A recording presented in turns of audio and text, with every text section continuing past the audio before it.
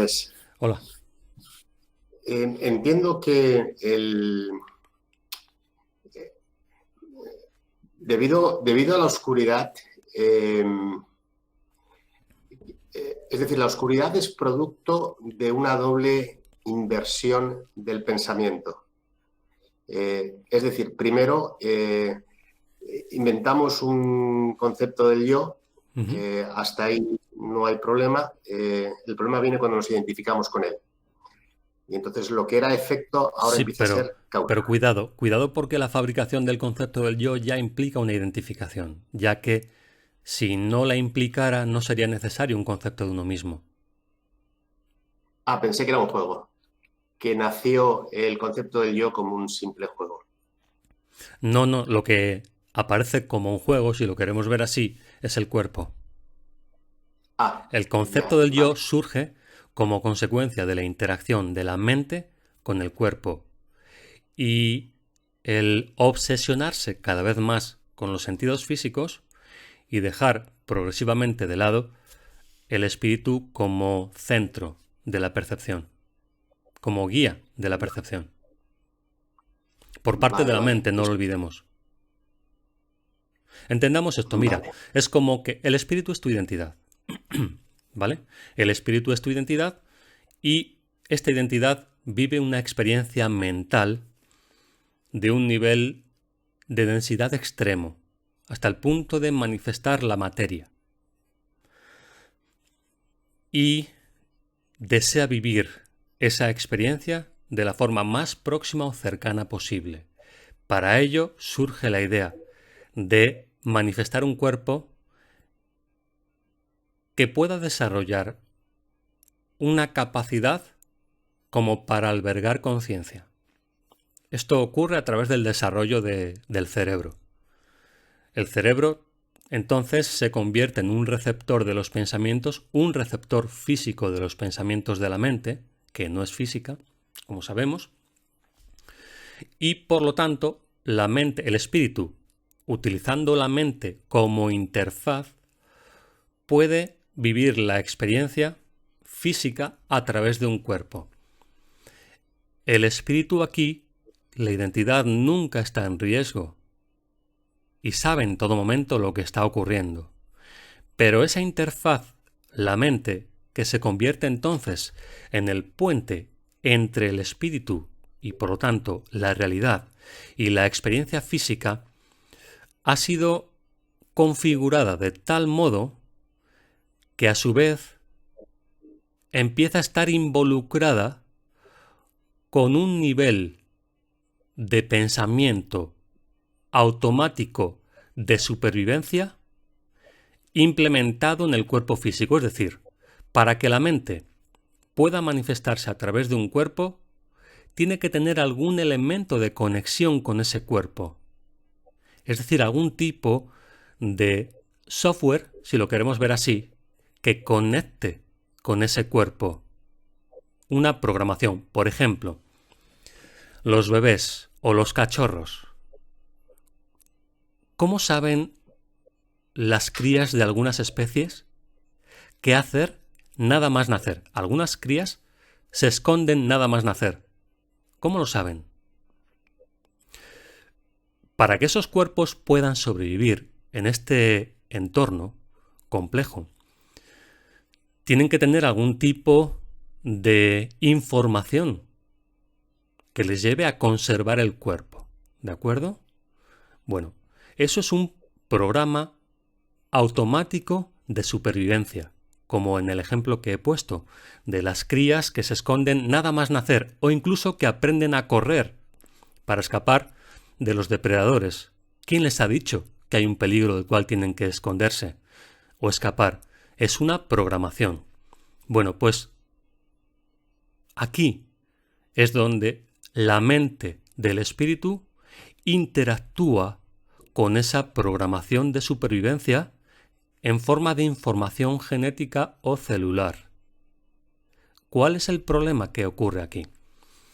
Pues que estamos hablando de dos aspectos que llegan a conectar la mente del espíritu y la programación mental también, de supervivencia de los cuerpos. Es como si cada cuerpo, como he dicho antes, llevara una especie de programa inmediato de supervivencia. A los bebés les pasa lo mismo. Saben que tienen que mamar, lloran cuando necesitan atención. Nadie se lo ha enseñado. Es parte de esa programación. Pero el problema aquí es que la mente empieza a interactuar con esa programación. Y recordemos que la mente, en el nacimiento del cuerpo físico, dice el curso, olvida su origen, olvida su identidad. ¿Qué ocurre entonces? Que esa programación, basada en el cuerpo y en la supervivencia, empieza poco a poco a cobrar mayor relevancia. Y la mente acaba creyendo que eso, que ya estaba ahí cuando llega esa interacción con el cuerpo, es una identidad y es lo único que la puede proteger a la mente en esta experiencia física. Y ahí llega la confusión y ahí llega la identificación con el cuerpo. El concepto del yo surge como consecuencia lógica o, si lo quieres, razonable de ese tipo de interacción. Porque si yo puedo confiar en esta mente que me dice lo que tengo que hacer para conseguir comida o para conseguir atención o protección de algún tipo, esta mente entonces es mi mente. Y si es una programación basada en el miedo y en el cuerpo físico, llego a la conclusión de que yo debo ser un cuerpo físico, que se relaciona con otros cuerpos físicos de los que a su vez depende. Y si dependo de esos cuerpos físicos y esos cuerpos que me rodean, que son mis padres generalmente, tienen una forma de ver las cosas y se dirigen a mí como si me conocieran y supieran quién soy, inevitablemente empiezo a llegar a la conclusión de que yo debo ser un cuerpo con las características que estos que están a mi alrededor determinan que yo tengo. Tú eres inteligente, o tú eres tonto, o tú eres amado, o tú no mereces amor, o tú mereces atención, o mi tiempo, o cualquier otra cosa. Ese es el concepto del yo que se va estableciendo en ese caso debido precisamente a la identificación de la mente con el programa mental básico de supervivencia, que además es inconsciente. ¿Ves? Sí, sí.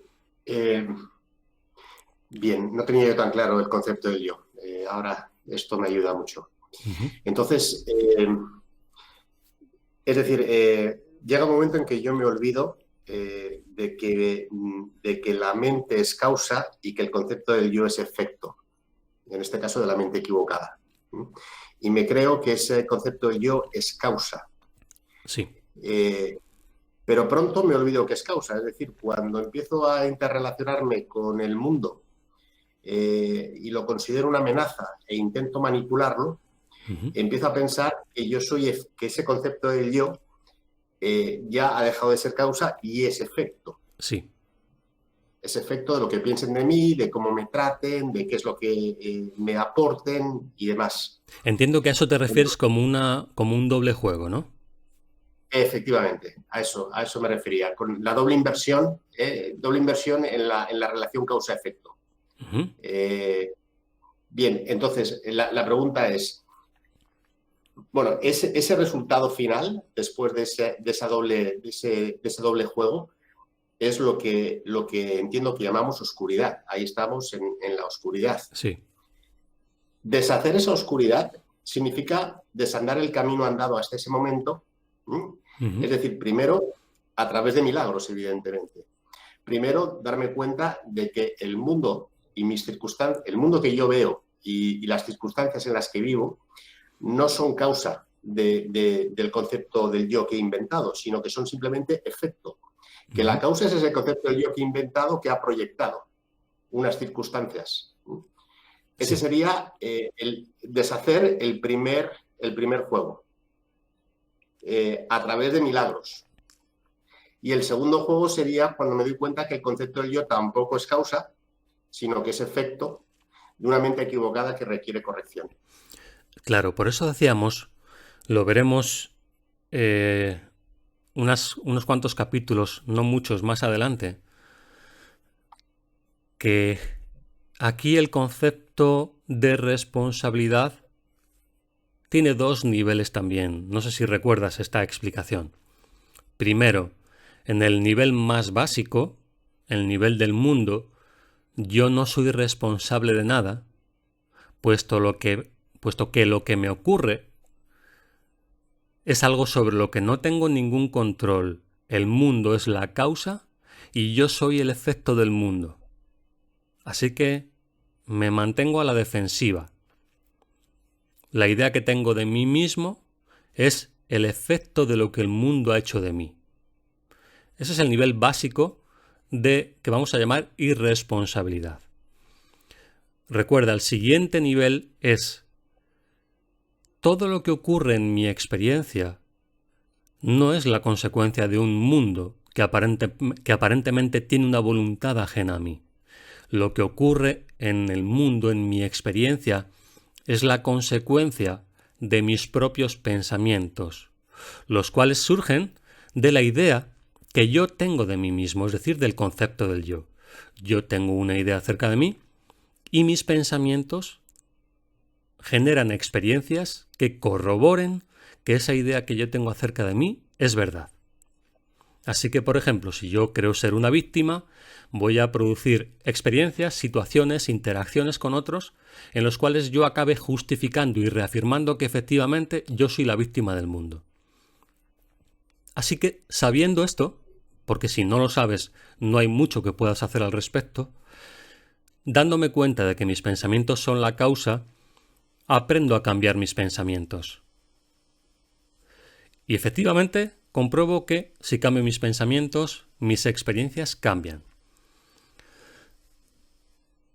Estos pensamientos, llego a la conclusión, proceden de un concepto de mí mismo que a su vez ha cambiado. Es decir, son la consecuencia, mejor dicho, de un cuestionamiento acerca de mí. ¿Será posible que yo no sea la víctima del mundo? ¿Puede ser que yo sea responsable de mis pensamientos? Entonces lo que yo pensaba que era, no es verdad que lo sea. Este cuestionamiento da lugar a nuevos pensamientos que producen experiencias que los justifican. Bien, yo no soy entonces la víctima del mundo. Yo soy el que genera los pensamientos que dan lugar a las experiencias que quiero reafirmar. Vale, ese es un paso intermedio de responsabilidad. Primer nivel, yo soy el efecto del mundo que tiene poder sobre mí. Siguiente nivel, mis pensamientos producen mis experiencias. Y todas mis experiencias y todos mis pensamientos tenían la finalidad de justificar el concepto que tenía de mí mismo. Y el siguiente nivel ahora es lógico porque si los pensamientos y experiencias tenían la finalidad de reafirmar la creencia que tengo acerca de mí mismo, ¿quién soy en realidad? Si todo intenta justificar lo que yo soy o lo que yo me he contado que soy, ¿hasta qué punto es verdad que yo soy lo que he pensado de mí? Lo cual nos lleva a un siguiente nivel. Si todos mis pensamientos surgen del concepto que tengo de mí mismo, y cualquier concepto de mí mismo, por definición, es falso porque no es más que una conclusión equivocada de mi mente en interacción con el cuerpo y todos sus mecanismos de supervivencia, ¿quién soy? Y esto, en el capítulo 31, dice el curso que es el momento en el que llega la liberación, porque ya no utilizas la experiencia para reafirmar quién eres, sino que ahora lo que eres te habla de sí mismo, con mayúscula. Ese es el momento en el que se cierra el círculo y te vuelves completamente irresponsable, en el buen sentido, de tus pensamientos. Vamos a recapitular brevemente. Primero, yo no soy responsable de las cosas que me ocurren. La causa es el mundo, no yo. Después, me doy cuenta de que sí soy responsable de las cosas que me ocurren, porque todo lo que me ocurre proviene de mis pensamientos, que tratan de reafirmar una idea acerca de mí mismo. Siguiente paso. El concepto del yo se empieza a poner en duda. No sé quién soy. No sé quién soy. Así que si no sé quién soy, ¿quién es el que es responsable de los pensamientos? Llego a la conclusión de que no son mis pensamientos, sino que son pensamientos que llegan a mi conciencia. Así que suelto completamente el control. Al soltar el control de los pensamientos, es decir, al dejar de utilizarlos como modo de reafirmar una idea de la que ya no estoy seguro, porque no era cierta acerca de mí, empieza a establecerse un orden natural en mis pensamientos. Y es el espíritu entonces, lo que realmente soy, quien se pone al mando de mis pensamientos y por lo tanto de mi vida. De mis pensamientos y de mi vida, entre comillas, puesto que ya no hay un yo que trate de apropiarse de esos pensamientos y que necesite que ocurran ciertas experiencias de determinada manera. ¿Ves? Es el momento de total irresponsabilidad que a su vez te otorga toda la responsabilidad. Es decir, el concepto del yo se hace totalmente a un lado, así que no se le puede atribuir ninguna responsabilidad, puesto que no es un yo real, y toda la responsabilidad recae ahora, de forma justificada, sobre aquello que realmente eres. Porque ya no hay un yo que esté intentando interferir ahí para apropiarse de esos pensamientos, para hacer de ellos la justificación de la idea que ha fabricado sobre sí mismo. ¿Lo ves? Sí, muy bien, muy claro. Entiendo que el ego pone zancadillas en recorrer este camino, Sí. y ahí es cuando entran los milagros, el valor de los milagros para deshacer esas zancadillas. El milagro lo que hace es poner orden y mostrarte una corrección en forma de sensación o a nivel emocional que te muestre una referencia que tú puedes reconocer. Es decir, ¿cómo podría enseñarte el Espíritu Santo de forma que tuviera sentido para ti? El Espíritu, esa parte de tu mente, no puede hablarte utilizando un lenguaje convencional, porque el lenguaje puede ser malinterpretado, como todo, en la percepción.